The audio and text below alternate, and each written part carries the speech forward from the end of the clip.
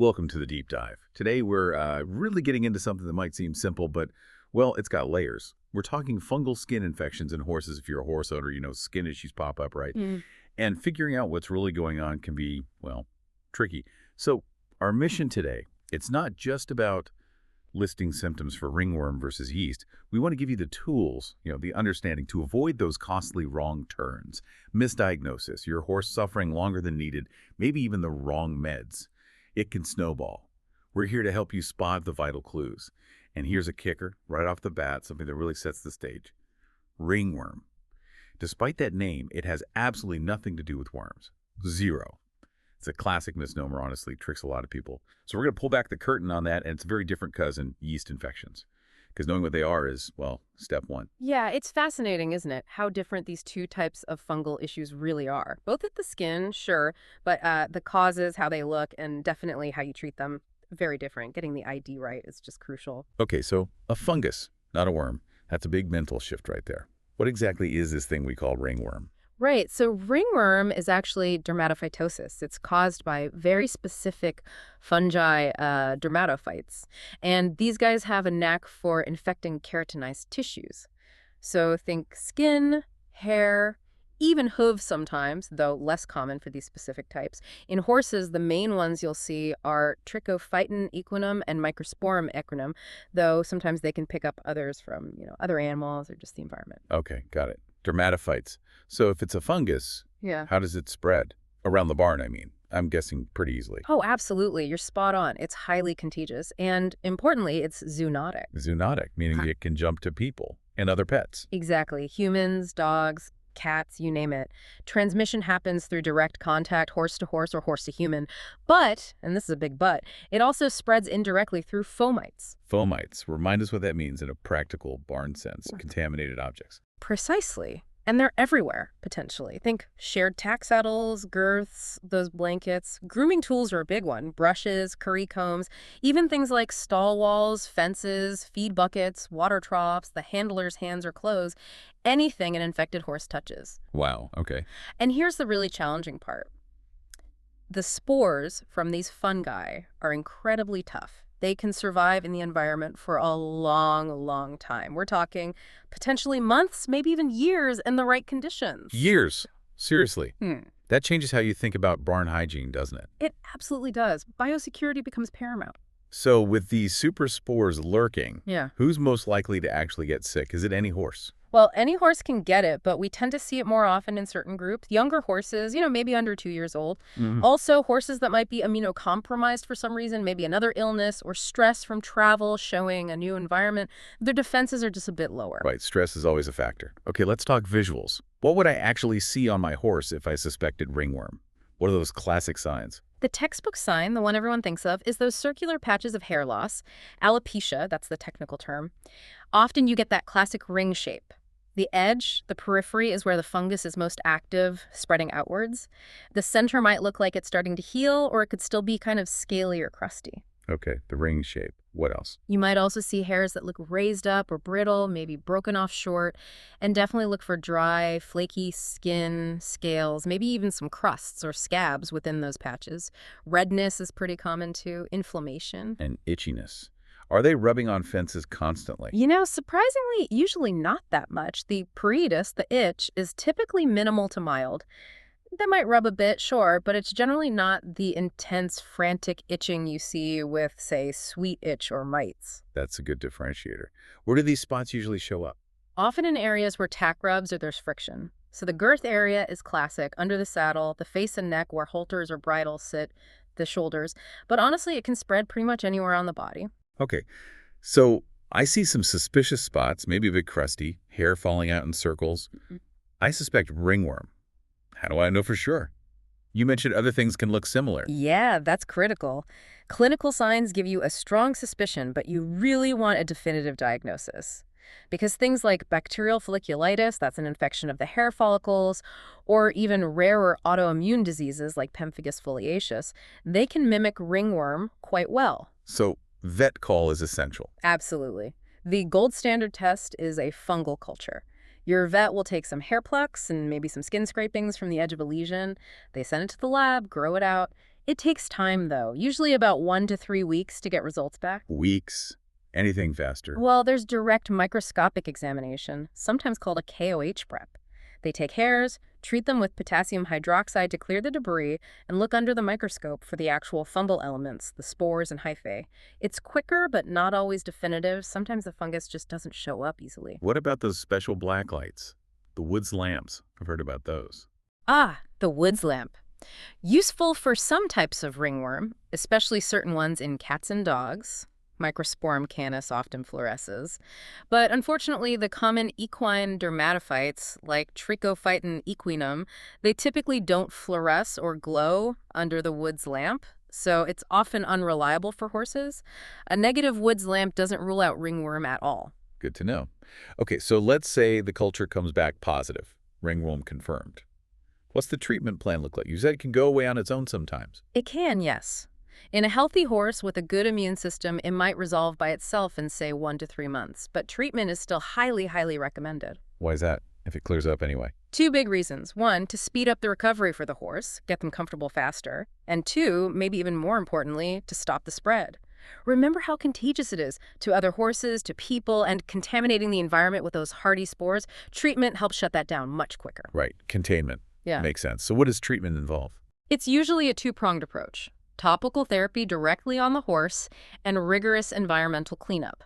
Often the first step is clipping the hair around the lesions. Carefully, you don't want to irritate the skin more, but clipping helps the topical treatments penetrate better, and it removes some of those spore-laden hairs. Okay, clipping first. Then what kind of topicals? There are several options. Whole-body rinses or dips are common, especially if the infection is widespread.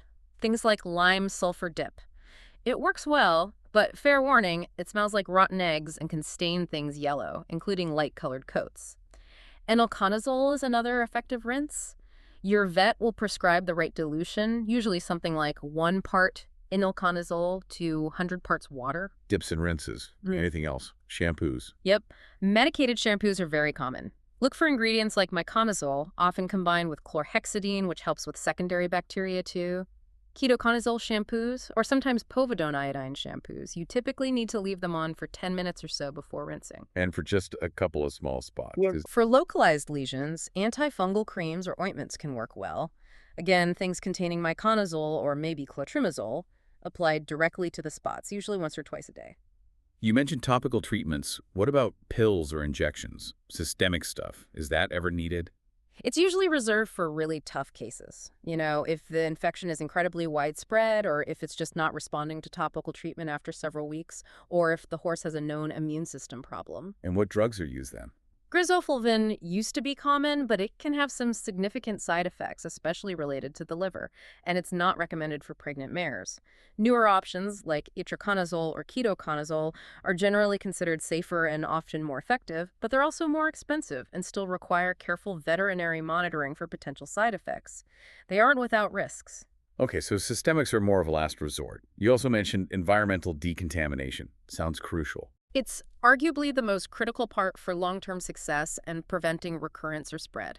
Seriously, you can treat the horse perfectly, but if you don't tackle the spores in the environment, you're fighting a losing battle. So what does that involve? Bleach everything? Pretty much. Well, maybe not everything with bleach, but you need a good fungicidal disinfectant. Diluted bleach, like 1 part bleach to 10 parts water, is effective on many surfaces. Other veterinary disinfectants are available too. Just check they're labeled as effective against Trichophyton or Microsporum.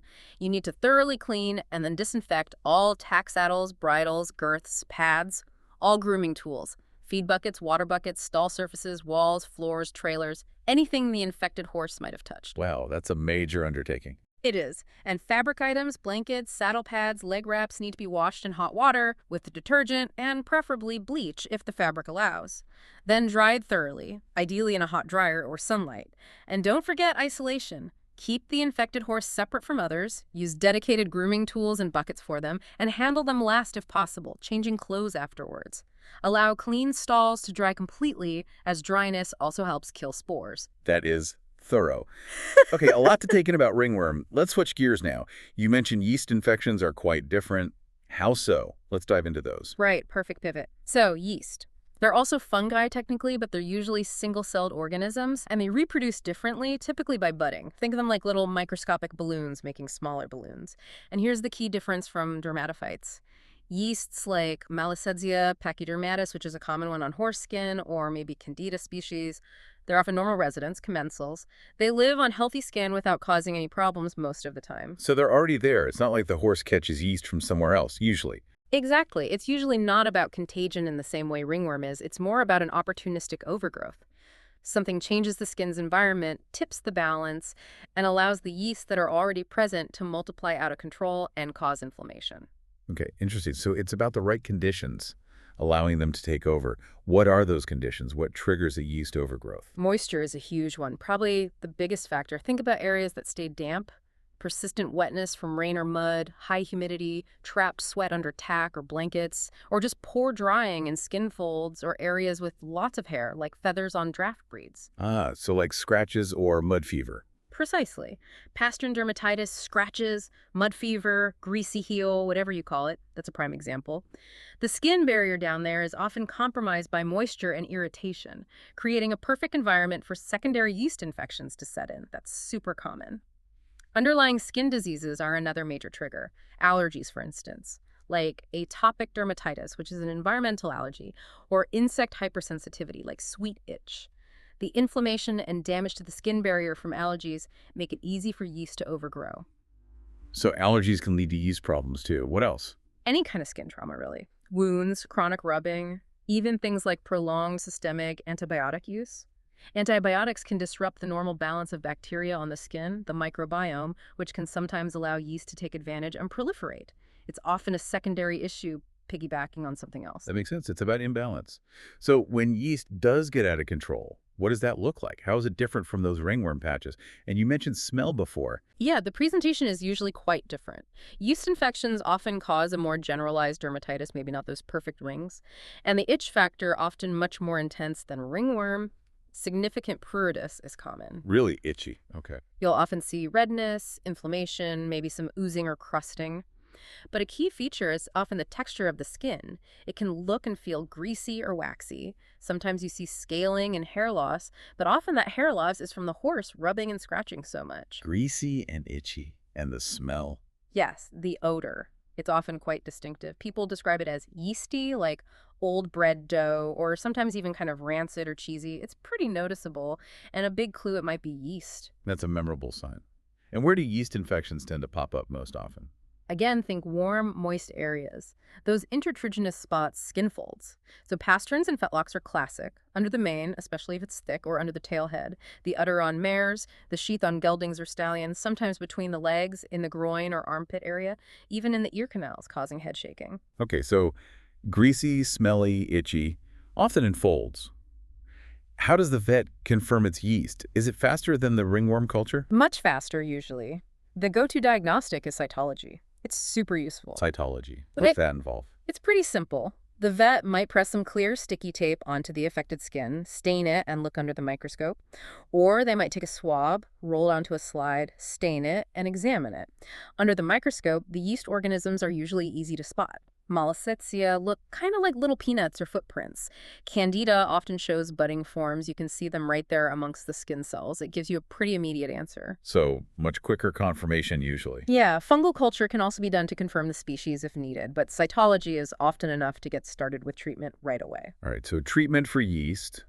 Is it similar to ringworm, those antifungal shampoos and stuff? Yes, the topical treatments are often very similar. Antifungal shampoos are key. Again, products containing miconazole, ketoconazole, maybe chlorhexidine, which hits bacteria and yeast, or sometimes selenium sulfide shampoos.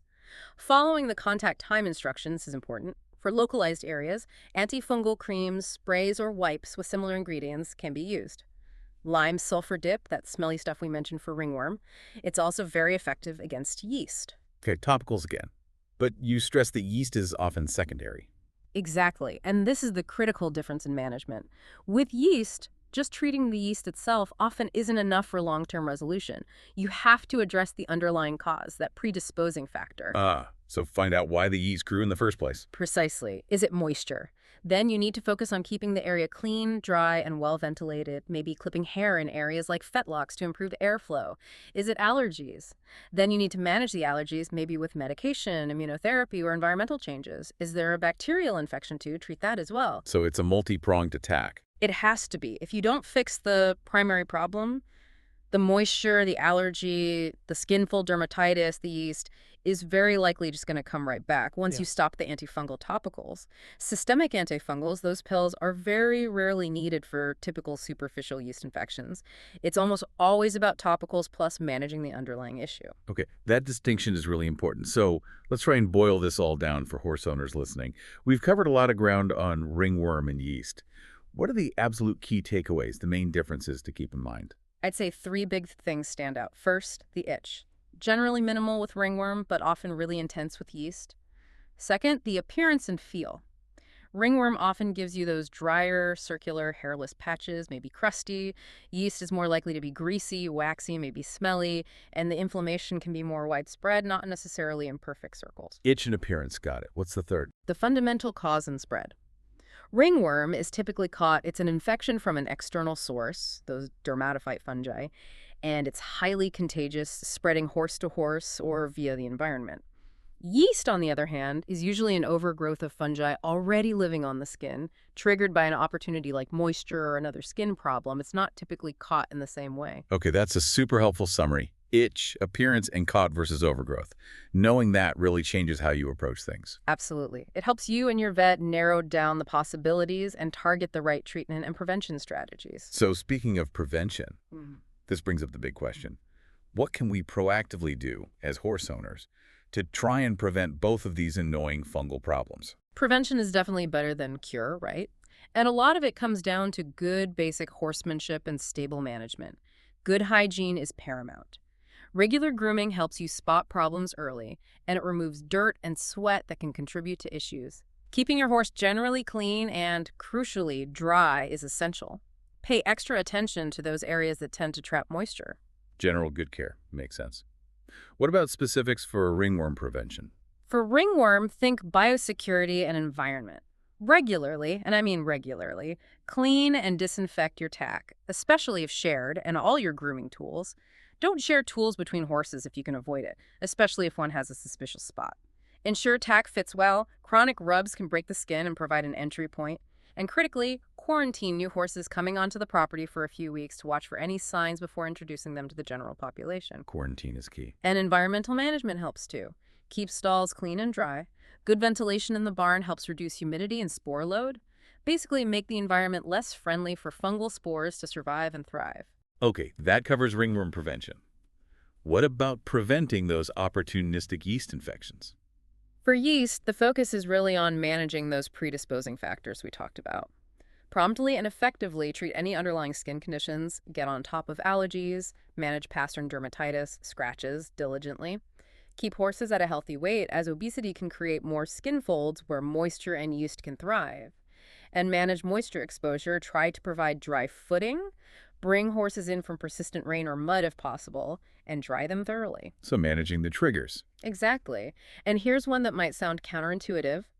Avoid overbathing. While keeping horses clean is good, excessive bathing, especially with harsh soaps, can strip the skin of its natural protective oils, disrupting the microbiome and potentially making it more susceptible to issues like yeast. Ah, interesting. So don't overdo the baths. Right. And when you do bathe, rinse incredibly thoroughly to remove all soap residue, and this is key. Make sure the horse is dried completely. Towel dry, use fans, walk them in the sun. Pay special attention to feathers, skin folds, main roots. Don't put blankets on a damp horse. Thorough drying is crucial for yeast prevention. Great practical tips there. So, wrapping this up, what's the big picture message here? I think the main takeaway is that while skin problems can look confusingly similar sometimes, understanding these key differences between something like ringworm and a yeast infection really empowers you. Empowers you how? It helps you be a better observer of your horse's health. You can provide your vet with more accurate information, ask more informed questions, and understand why certain treatments or management changes are recommended. It makes you a more effective partner in your horse's care. So observe closely, know the potential differences, and always loop in your vet for that definitive diagnosis and treatment plan. Don't guess. Absolutely. Never hesitate to call your veterinarian. They're your best resource. This deep dive really shows how, yeah, symptoms can overlap, but the why behind them can be totally different. Being an informed observer is just so vital. It really does. It highlights how looking at the whole picture, the environment, the specific signs, the itch level, the smell gives you critical clues. You become a bit of a detective for your horse's skin health. Definitely a lot to think about there. As you mull all this over, here's something to consider. What other common horse health issues might seem similar on the surface but actually have surprisingly distinct causes, where knowing the difference really matters? Something to chew on until next time.